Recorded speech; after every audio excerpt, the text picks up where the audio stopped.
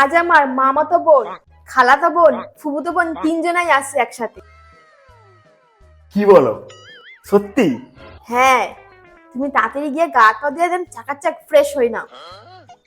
ঠিক আছে, ফ্রেশ হয়ে আসি। কই, কখন আসছে ওরা? বাড়ি থেকে বেরিয়েছে? কে? ওই তোমার খালাতো বোন, ফুফুতো বোন, মামাতো বোন আসবে বললে, আমার তিনটে শালি। কেউ আসবে না।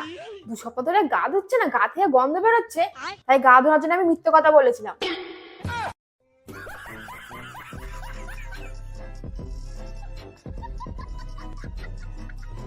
এটা কিন্তু তুমি ঠিক করলে না, আমার মনটা ভেঙে চুরমার করে দিলে তুমি।